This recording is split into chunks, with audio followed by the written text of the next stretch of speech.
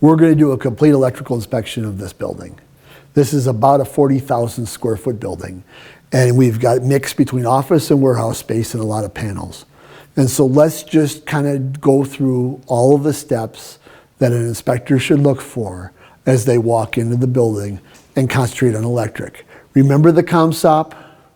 We're going to look at a representative number of receptacles.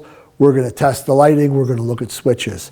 And so coming into a building like this, I would certainly test a receptacle that is open and easily accessible. This is a completely vacant building. But if this building was occupied, then I'm going to find a receptacle in this space, then I have access to, then I go to another space, and I'm not going to worry that I tested that wall or this wall. I'm going to worry more about I've tested a receptacle in this zone and then in another zone. And so from there, we'll transfer through. All of our lighting is on. We're going to make sure that all the lighting is illuminated, and we're not going to go up into the suspended ceiling while you can. We're not going to worry about what's above us because that is not directly readily accessible, and moving ceiling tiles is beyond the ComSOP. From that, we transfer into our next room, and we do the same thing. I would find a receptacle on the wall. I test it. And this room is unique because we've got supplemental heating. This heating is part of the HVAC system, but it's also supplied by electricity. And so I would verify that the electric is safe. I don't see any loose electric. I don't have a receptacle located above this heating element. And I verify that it does produce heat. This room is a conference room. They were probably having issues of comfort because of all this glass and having the building properly heat the space. That's why they've added this supplemental heater. I would again go through, look for burnt outlets, look for anything that's missing a cover, and then I would check the lighting again, and then we'd move to our next space. While doing electric, I'm always got my eye open. I'm always watching in my periphery of every lighting fixture. I'm looking for extension cords or loose cabling being used as permanent electricity. That's one of those important things that if I saw, very common in a conference room, I might see a drop cord coming from the ceiling tiles. That's a standard extension cord running the overhead light, overhead projector or LED display. That would be something that I want to write up because that is loose, temporary electricity being used for a permanent use. Then we just go to the next space and see what we find. And again, one of the things that an inspector should always be aware of are some of those rules. One of the most basic rules we have are where should GFCI be located? We certainly know they need to be within 6 foot of every water source. We certainly know they need to be in garages, they need to be in kitchens, they need to be in restrooms. And so I'm looking for those as well and how I want to test those if I develop on those. What's nice in this inspection, I've actually got this wall cutaway. And so this gives me a really good look at this receptacle, and I get to actually see the armored cables that are going through there, which is our electric distribution. So that's actually giving us a very good idea of how the electric is being distributed through this building. And I would rotate through this room, checking again. And if you want to broaden your sample. There's nothing that prevents you from doing that. I've just always said that an inspector only has to look at the minimum, but we always do the maximum. So let's take a look at those. We go through to the next space. I believe our next space is going to occupy the restrooms. And so as we go into the restrooms, we're looking for convenience outlets and receptacles. I don't have one here at the sink. So I don't necessarily have to worry about GFCI protection, which is a good thing. But if I did have a receptacle here, then I do need to verify that it is GFCI protected. If I'm looking at illumination, I'm going to note on my report that I have got several lights in this restroom that aren't on. My guess would be they're bulbs.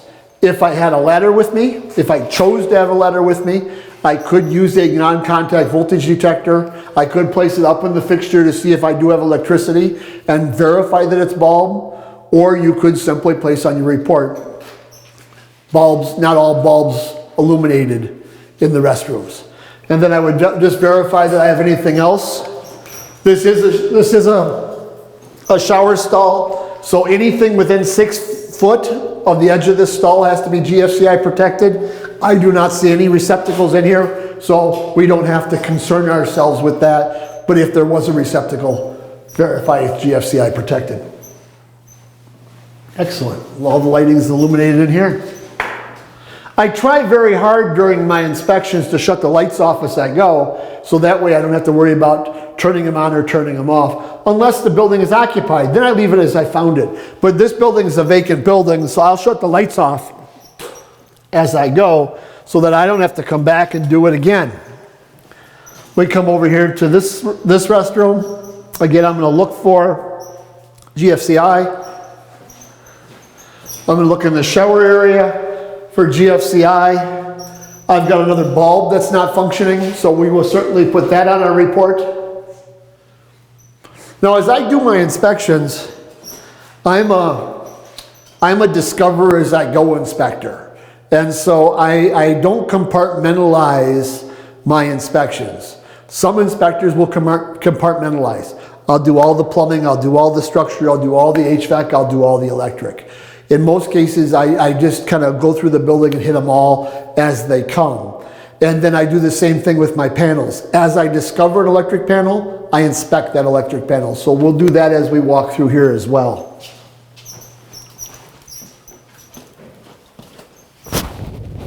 This is coming into more of the staff area.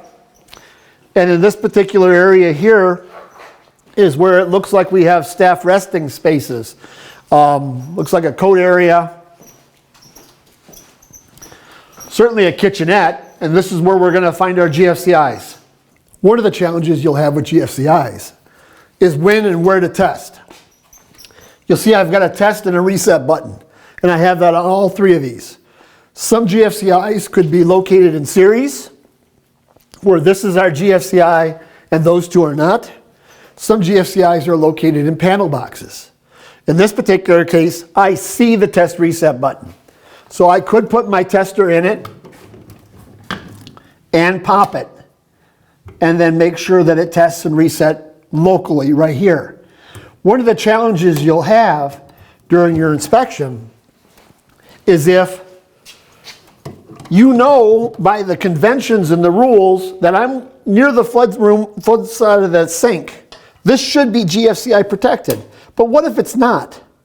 Do you put your tester in and pop it? That's a determination you'll have to make, because you might not know where this test and reset is located. In this particular case, it's very visible. And when it's very visible, I can test and I can reset it automatically. Our ComSOP says we should test every GFCI with a testing tool, and that's exactly what we're doing. So consider how you test and where you test based on the location and what's observant to you. That outlet looks good. Lighting looks good. So we'll just continue our trek, making a circle around the building.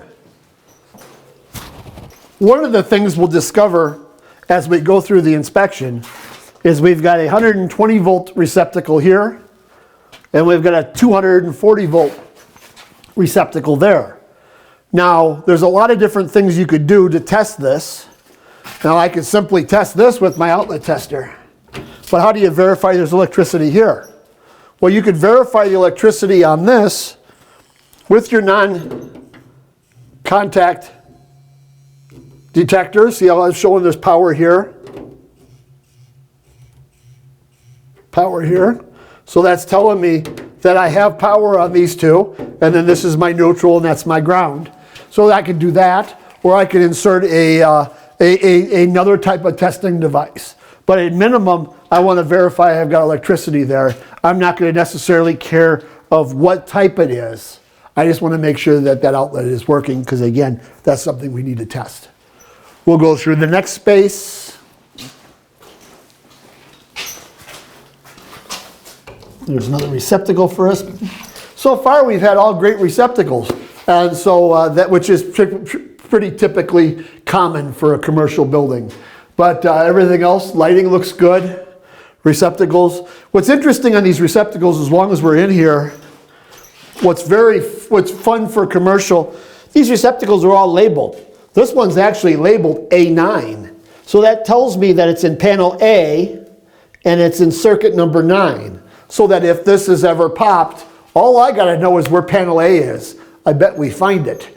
But I just gotta know that, and then I'm gonna know where I can reset this breaker if it is ever popped. So that's always nice on commercial buildings when they have that done. We'll cycle through here. We've got electric water heater. With electric water heaters, you can think of this in plumbing or you can think of it as an electric. Since it is electric, I do want to make sure that we have safe connection and a safe disconnect that's located there. Theoretically, there are some arguments that says that disconnect could be a problem because I don't have my 30, 36, 78 rule. It is a disconnect. I do have space over here. As long as this is open, I can work safely. If this was located here, or if this was located here, this box I mean, then that would be problematic and a dangerous situation. Or if it was even located here, would be dangerous. But where it's located here, I do have my 30 inches by 36 inches by 78, which is very important. We're going to cycle back this way through the rest of the office before we go to the warehouse space. This is a large building. In a preliminary walkthrough of this building, I discovered that we have as many as 12 electrical panels. So on this inspection, I'm actually going to provide my clients with a schedule of their electric panels versus itemizing every panel individually. What a schedule is it's basically a spreadsheet of all the panels I discover in the building, and that spreadsheet will be created as I go through the building. And so I think the next room is going to have an electric panel for us to talk about. But when we do that, always in my mind, I'm thinking of what I'm going to be, what am I going to be reporting on. So far, there hasn't been any electrical deficiencies, and how my report's going to look. Again, so far we've done most of the office space. There's not been any electrical deficiencies that I'm going to put on my report. So most of my report will be an inventory of what we've seen. But I think the next room is going to have a panel, so that'll be the first thing that we're going to get to talk about on our inspection report. Yes, there is a panel. Now, I'm not going to walk up to any panel. This is open. This was open when we got here. But I'm not going to touch any panel till I verified with my non-contact voltage detector, it would vibrate in my hand, or with the back of my right hand, that there is not electricity flowing. Most panels I am going to find, oh, look at this. Most panels I'm going to find will have some form of labeling. This panel is so cool because they've actually put in, what is the operational working depth? I've never seen that in 30 years of inspections. So on my report, my panel is going to be located here. First I'm going to identify as panel A. That'll be the first photo I'm going to take. So I would take a photo right here of panel A, and then I take a picture, look and identify for any breaches in my working space. The working space is 30 inches, 36 inches by 78 inches. Once I've established that, I can open this up. I take a picture of the interior serial number plate. That includes the amperage, the voltage, and the phase. This is 225 amp, 208, 120 volt, 3-phase, and 4-wire. All that information is going to be placed on my schedule. And that'll be in the line on that spreadsheet under panel A. Then I'm going to identify the labeling. Is it present? I don't care if it's not accurate. I just care if it's present. And I also care if it's legible. So if it looks like somebody wrote it in crayon, it's probably wrong. But in this case, I take a picture of that, and then an abstract picture of the whole thing. Then I can shut the panel and move on. So far, this is panel 1 for us, labeled A. So we're going to identify that. One of the important things you got to verify on these panels, this is panel A, its amperage is 225 amp. So because there's not a disconnect here, I need to identify at some point real soon where the main disconnect is for this panel. I think it's going to be in a main electrical closet. We'll find that as we walk through the building. We continue going through here. We check the next bank of receptacles. We're still running this entire office space off of panel A. I can see that. And we're going to cycle through the warehouse. So now we've moved from the office space side to the warehouse side. It's a great time to take your breath. If you're working alone, now you can kind of focus your head on, okay, I've gone from the clean side to the dirty side. If you're working in tandem, maybe you've got an inspector that's already working on this side and you're working on that side. Or it's now a spot where you've got to be careful of where you go, because there's going to be a lot more danger in the warehouse side than there typically is in the office side. But my procedure is exactly the same. I'm going to check a representative number of receptacles. So I got one here that's not working. I would take a picture of it with my phone so that way in my report I can say the receptacle on the warehouse side wall isn't functioning. And then I would come over here. So it looks like I'm missing a receptacle cover on that one. And now, but I've got covers on these. These are starting to run with the lettering B. I've got B4, B4, B4 as the labeling. So now I'm working off of panel number B, or letter B. And then I've got this 240 volt here. And it doesn't appear that I'm getting any electricity through it. And so both of these two receptacles here don't appear to be running any current through them at the present time. So again, I would take a photo of that and just cycle through as we've been doing. Another receptacle that's not. And we've moved from B's to K's. This K is, yeah, and you saw with my sample. I came over to this one just randomly. I don't have electricity through it. And so I would always expand my sample, and now I could say it doesn't appear that any of these K's are running. So I've got some B things and some K things. If I see this as a constant, then when I go find the panel that's running B and K, then that's when I'll take a look and I'll heighten my concern with that. But while we're here, question often comes up, what's the difference between a 120 volt 15 amp receptacle and a 120 volt 20 amp receptacle? Well, a 15 amp receptacle has a simple 3 slotted plug. I've got a neutral side, a live or a positive side, and a grounding side where the ground electrode conductor is attached. And those 3 there create 120 volts. Neutral, live positive, ground. If I come over to this one, I've got the wider slot, which is the neutral, the narrower slot, which is the hot or the positive, and the ground. But I've got this extra little perpendicular slot that comes off of the neutral. That slot is the indicator that it's a 20 amp receptacle versus one that does not have the horizontal slot or perpendicular slot, which means it's a 15 amp receptacle. So that's a little something that every inspector should be aware of. Now, this is where it starts to get a little bit more personal on how you inspect.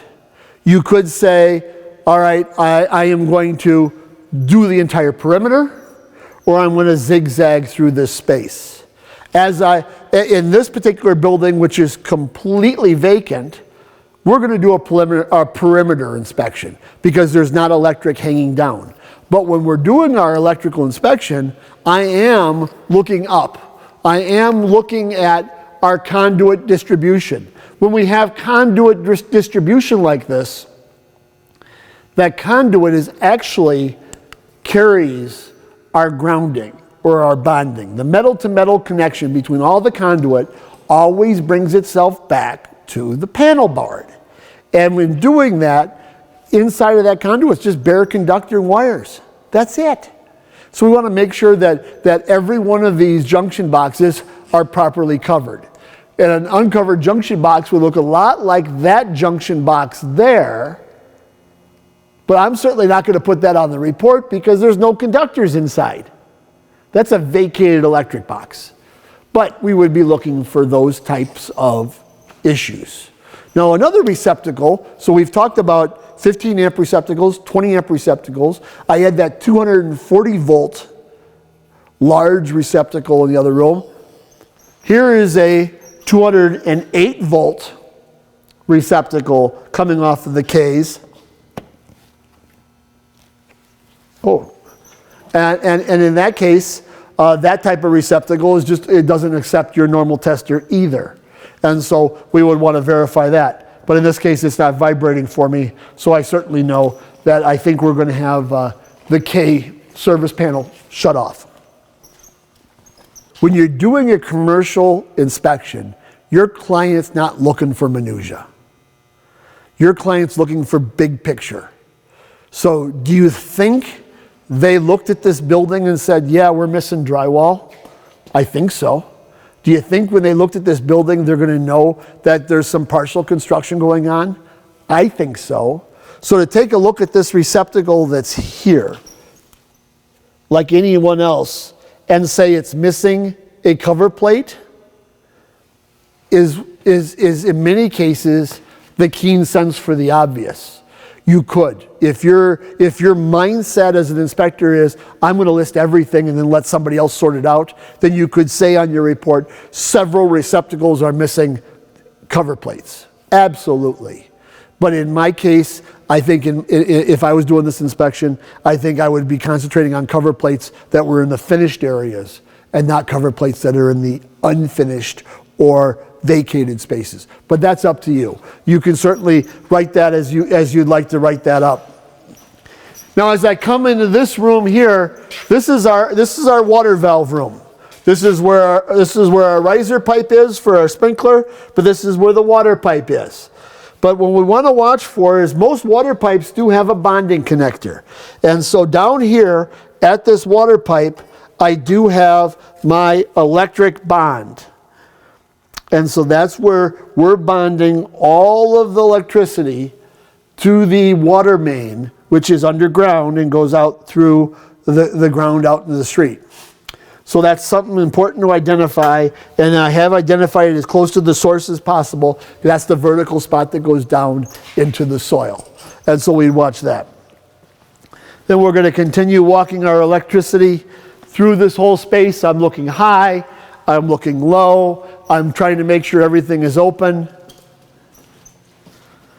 And in this particular case, this is something that this is different than missing a receptacle. What we have actually here is the receptacle's actually been removed and our conductors have been left. They're not live, but can you see how they're not wire tied as well? So right now that conductor and that metal is right against this wall. So if somebody was to energize that panel, we're immediately going to arc and have a problem. So even if this has been vacated, which is fine, it should have a cap on that wire so that that conductor is not live touching the metal. So I would take a picture of that because that to me is a safety issue when we occupy this building. Even if we're occupying it in stages, we would want to have that on a report. So that would absolutely be something we would discuss. It's a little darker over here, so we want to look at everything. I usually bring my illumination.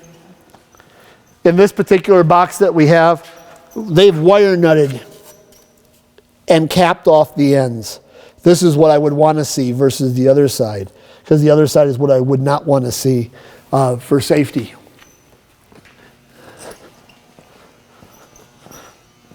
Again, with the width of the building, the lack of electricity down the middle, what we're doing is looking at our receptacles.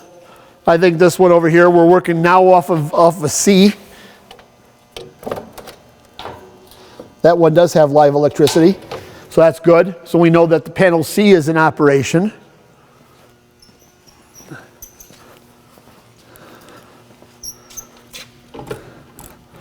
That one is not. Let's see about this one.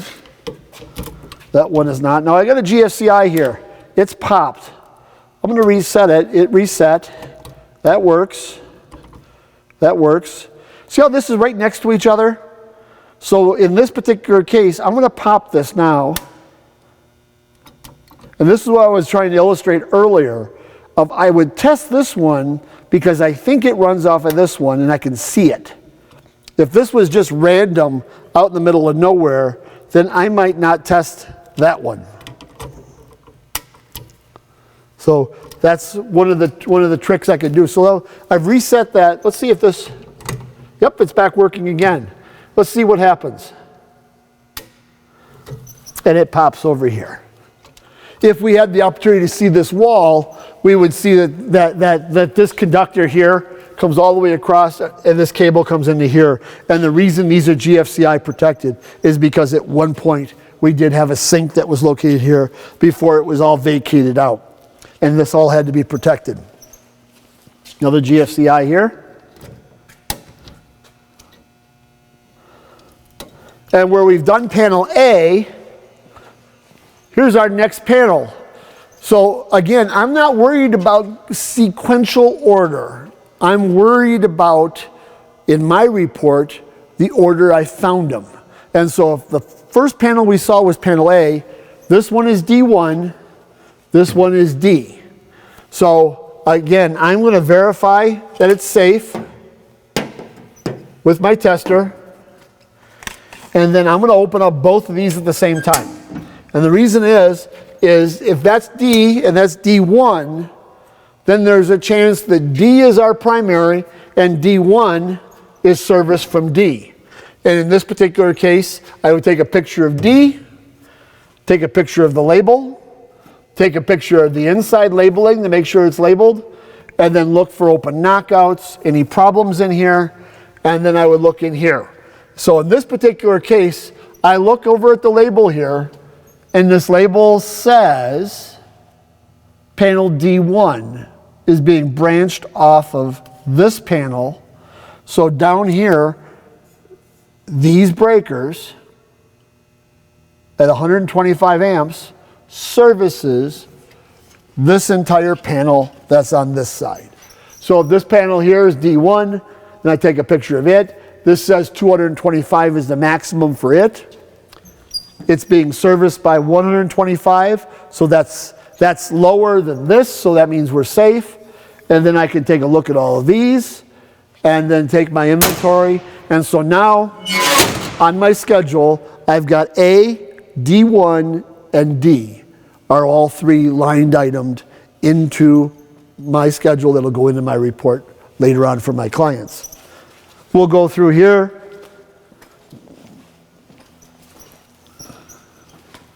One of the things that an inspector should always be mindful of is making sure you're concentrating on the right type of electricity. In this particular case, I've got this piece of armored conduit coming out the wall here, but that's all low voltage. That's either thermostat, data wire, or security wire. That's not part of our concern.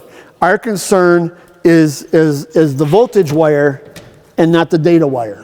So keep your eye on that and make sure that when you're calling out something, you call out the right type of electricity and the right type of item and not something that is beyond our scope. So here's another one here. There's a D. That's great. Now the one thing I will probably place on my report, and this is a great spot to talk about it. This entire wall, and this wall spans from this corner here all the way down to there, and that's probably 85 feet. There's not a single receptacle on that wall. This is not a residential inspection where there needs to be a receptacle every 8-foot or 6-foot interval, but not having a receptacle across this entire space is certainly something that might be mindful for my clients, because if they're going to occupy this space, how they're going to get electricity to whatever they need along this spot. So that's certainly something that I'm going to identify and note. They can come down from the ceiling, but it's certainly going to be an expense that they might not be aware of. So we'll test one of these receptacles over here. We found a new lettering. This one's actually lettered as an E, and it's not showing any power. So right now, let's see if we remember. K didn't have power, C didn't have power, and now we've looked at E, and E also doesn't have power. So let's be mindful of that. That's another E. And we've made a circle around this warehouse space, and I think it's time to take our electricity to the next warehouse space. So let's start over on this wall over here. We've moved from one warehouse space to the next warehouse space, and we greeted with another panel. I'm going to look at working space, 30 inches, 36 inches, 78 inches, dedicated space above it. I verify that I don't have current. Then I can open it up. This is G. In G, I'm going to look for open knockouts, which we have. That will certainly be a photo that I'm going to place into my report, is the fact that we're missing a breaker. There should be a knockout plate here. Again, it's 225 amp, 208, 120 volts, 3-phase, 4-wire, and it's not labeled. Once again, we don't have to worry about the label being accurate, but it should be present. And in this case, it's not present. So that would be a deficiency we want to talk about. And then we're going to go through the rest of the building, and we'll check again receptacles. Here's our bank of G's. Those should be off. Every breaker in that panel was off. So I would assume these to be off as well. We'll just double check that by coming over here. I don't know if the microphone does justice, but you'll hear this humming sound going on. The lighting in this building is being supplied by mercury vapor or sodium vapor lighting. This is an older style lighting. It's typically identified by oversized light bulbs and then that cooling unit and starting unit that's above it. They're a very expensive light bulb to replace and a very expensive light to operate. Most building owners replace this type of lighting with a more modern lighting, but I'm going to take a note as I go through the building, looking at the lighting like we talked about in the office space, and there are several lights that are not on. And I turned on the one switch I thought I could find, and so I will take a note, and it'll be whether you want to do an inventory and say 18 lights not running, or you want to say several, many, some, most. Pick an adjective. When you say a specific number, there are 5. You could get the one client that comes back and says, no, there was really 6. You owe me for a light bulb. So I usually will preface by saying some, many, most, all, and I don't ever quantify the number, or there are no less than 12 bulbs that are not functioning at the time of the inspection. That's another great way to write a report. But we want to go through here. These are some more G's, and so we're going to check that. And then we'll go through the rest of this electric, the same method. Now, when it comes to this box here, some people call them a gang box, but this is a box. This box is no longer secured to the wall. Where we had the areas that were under construction, that's one thing. But in this area here, this is not under construction. This is still the permanent fixtures, so this box is unsupported. So I would take a photo of this and talk about an unsupported electrical box on. And then I would look at my rear wall, right wall, west wall, north wall. I would just delineate what wall this was. But this would certainly be something I'm going to identify as I go through the inspection. And I think when we come around here, yep, here we are. we have another electric panel situation. This panel is H and HA. I don't know why they labeled, how they labeled, and where they labeled. Remember we had D and D1, so it would make sense to say H and H1. They've done H and HA. H is here. Again, I have the label plate. This is a 400 amp, 208 volt, 120, 3-wire, 3-phase, 4-wire, and here's our labeling. And then at the bottom of this panel, I've got a breaker here for 200 amp that's running HA. And so that is actually occupying HA. And so if that's 200 amp, this is 225, so we're good. 208, 120, 3-phase, 4-wire, and it's labeling. And so in this case, we're looking good. But what I really appreciate here, we're always worried about working space. We had that one panel in the front, panel A, we had the nice schematic. Well, check where I'm standing right now. I'm actually got a spot on the floor that's actually been set up to show the working space and how nothing should be next to this. I think that's awesome. So if I saw something leaning here like a broom, that would certainly be something I'm going to write up and put in my report. Absolutely. And then we'll go through here. We don't have any receptacles here. They've either all been removed, we have a box here that's been vacated, or they're just not installed.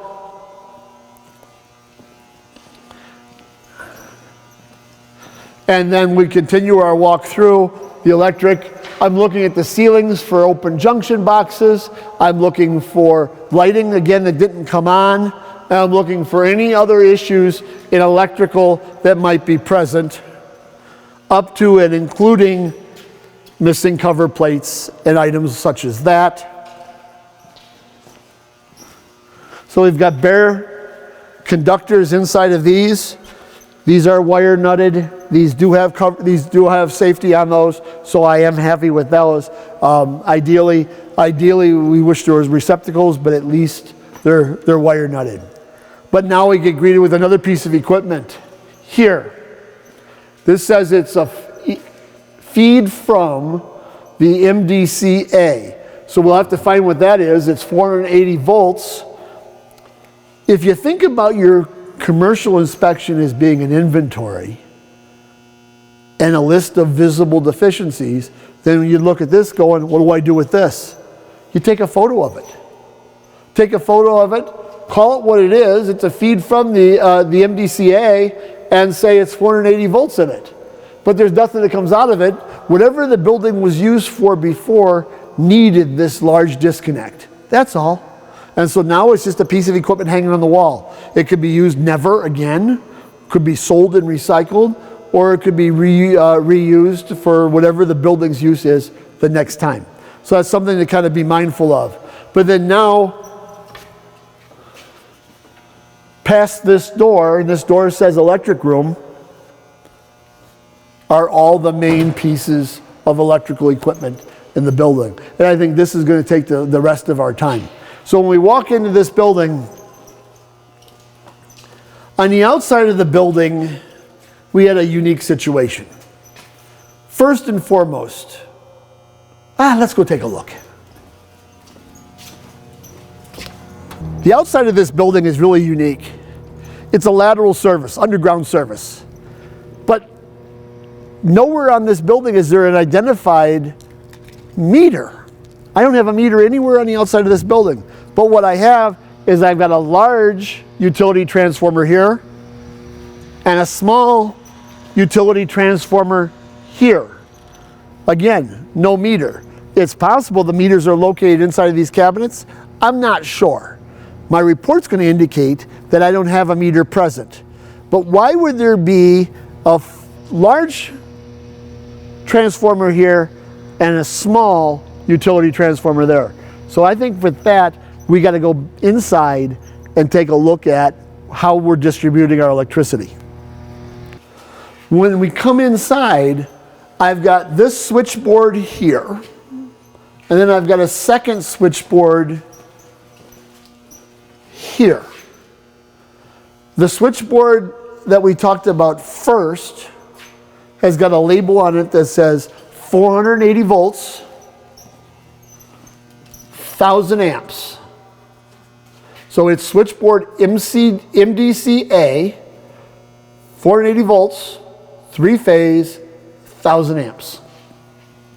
Then I've got that switchboard over there that is labeled 208 volts,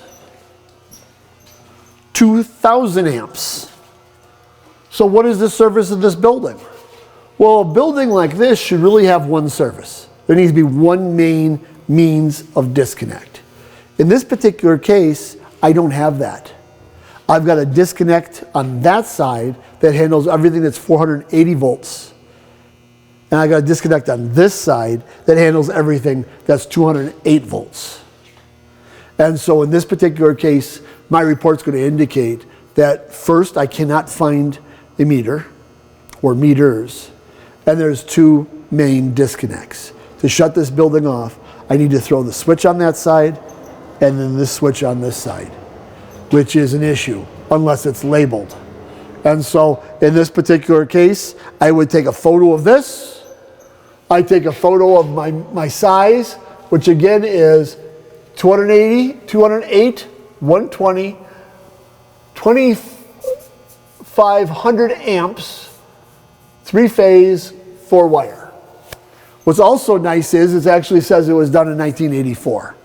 And so this arm here shuts off the entire building. Then from this, I have all of these other disconnects and switches here for this piece of switchboard. And so in this particular case, I've got panel A, W, C, D, G, J. Now where's K? Well, here's C, and here's office panel, B, here's A, and so these are all the means of disconnect. Remember, I believe A was off, so that's off, that's on. D is off here, C is on, W is on, and then, well, that says panel A. There's something else written above it, L and K, I think, because this one is A over here as well. So my inspection, I'm going to worry about working space, dedicated space. Working space in this case is I've got live parts on opposite sides, so I do have to broaden up because this is 208 volts. I have to worry about my working space in here. I would photograph all of this, photograph the systems that are off, and then photo the main rating on the top of it. That would all go into my schedule. Also in my schedule, I have got panel C, which we can open up and do all the same stuff in it. C, check our rating again. Now we're in this room, this would be a great time. Let's just double check.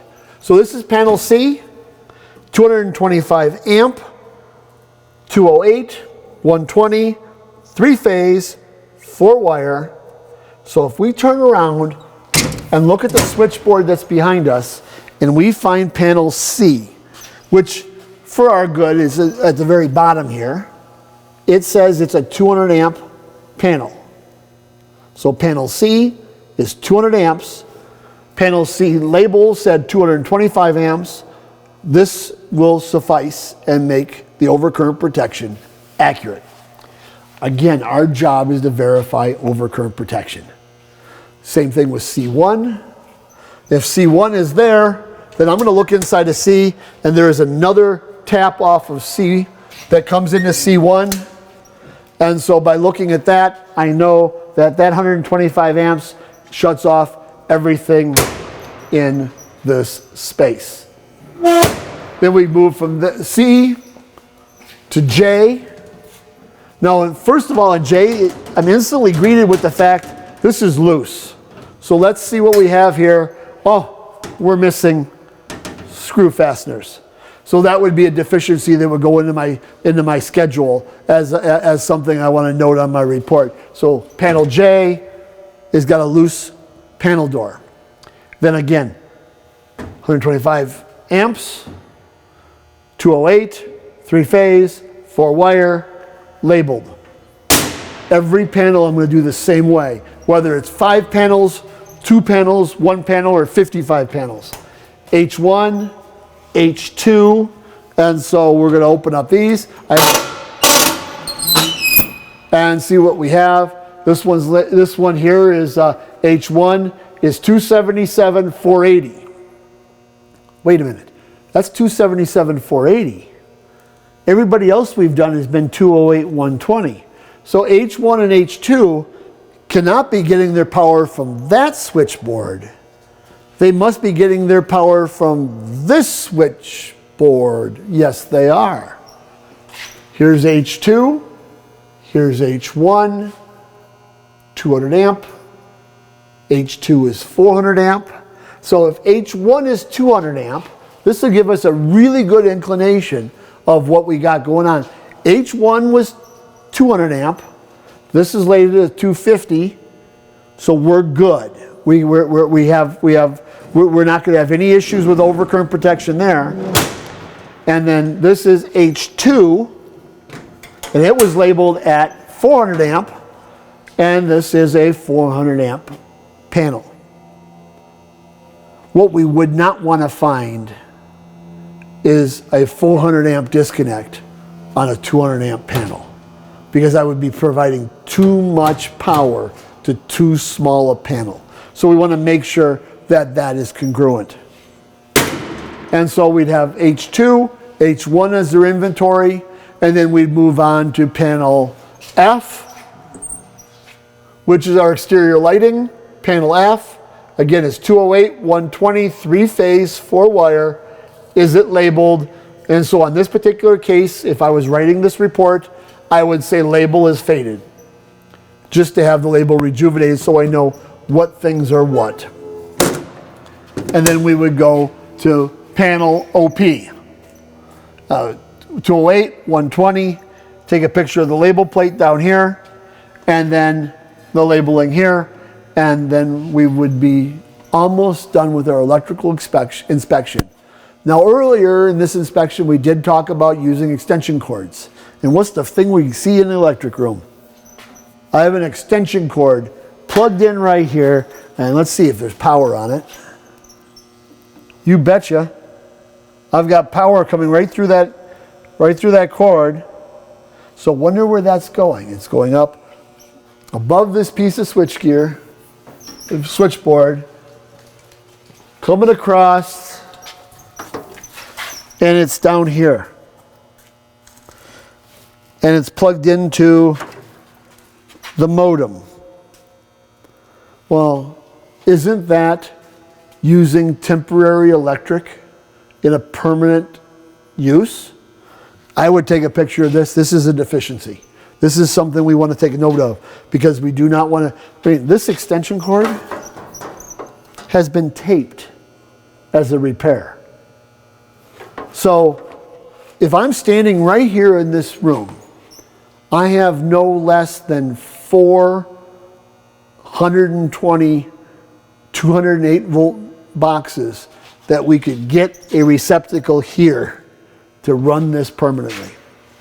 So when you're doing your electrical inspections, it's important to create a plan. Whether your plan is take each element as they go, or zigzag through taking all the panels, whatever your plan is, execute your plan and make sure you look at every panel present, look at your lighting, test the sample of the receptacles, test all the GFCIs, and find the deficiencies that are present. And by all means, be safe. Remember, working space and dedicated space are there for the protection of you as well as the equipment.